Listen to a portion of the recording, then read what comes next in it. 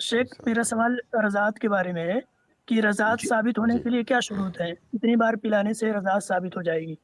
تفصیل درکار ہے شیخ۔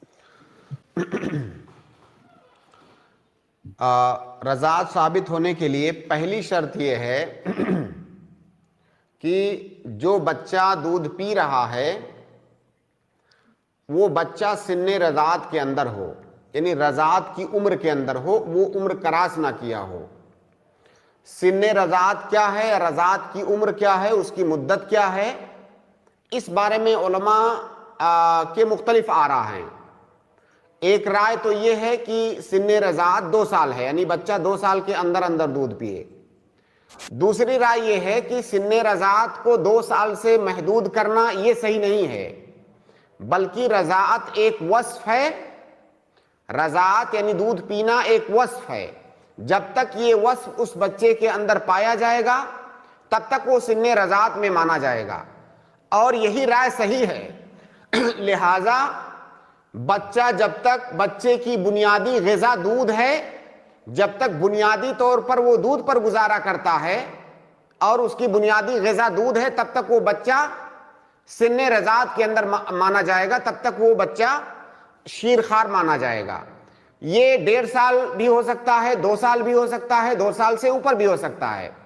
جب بچے کو دودھ کے علاوہ کوئی دوسری چیز آپ کھلانے لگیں اور بچہ ان دوسری چیزوں پر ڈیپینڈ ہو جائے، تب گویا کہ اب وہ رضاعت کی عمر سے باہر نکل چکا ہے۔ لیکن جب تک بچہ ماں کے دودھ پر ڈیپینڈ ہے تب تک وہ بچہ رضی مانا جائے گا، تب تک سن رضاعت میں مانا جائے گا۔ یہ 2 سال سے اوپر بھی جا سکتا ہے۔ یہ پہلی شرط ہے کہ بچہ سن رضاعت میں ہو، ابھی وہ دوسری چیزیں کھانا شروع نہ کیا ہو۔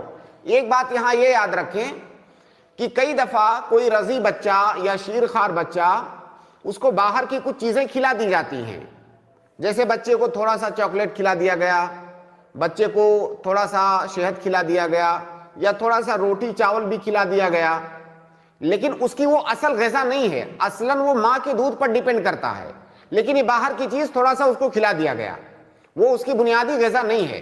ایسی صورت میں وہ بچہ رضی ہی مانا جائے گا۔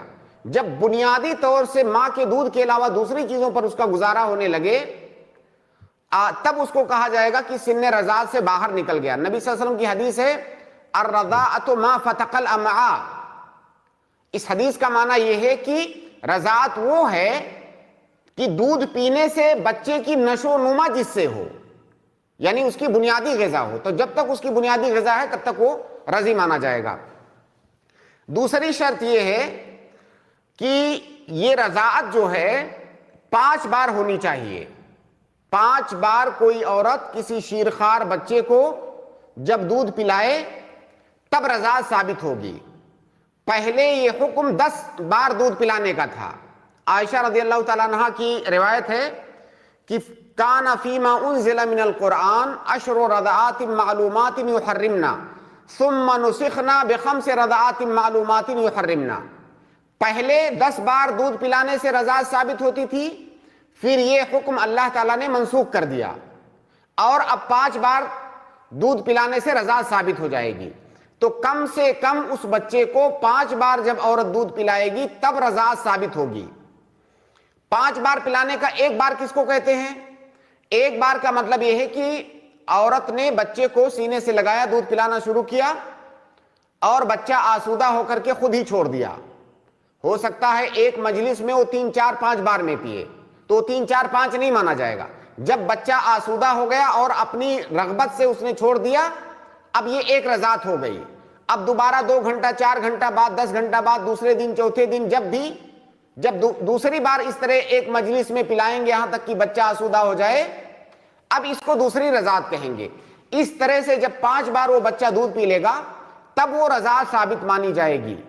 تو یہ 2 بنیادی شرطیں ہیں رضاعت ثابت ہونے کے لیے۔ اگر اس طرح سے کوئی عورت کسی بچے کو دودھ پلائے تو پھر وہ رضی مانا جائے گا، وہ بچہ اس کا رضائی بیٹا ہوگا، وہ عورت اس کی رضائی ماں ہوگی، اس عورت کے جو بچے ہیں، دوسرے بچے، بیٹے یا بیٹیاں، وہ سب اس بچے کے رضائی بھائی بہن ہوں گے۔ جی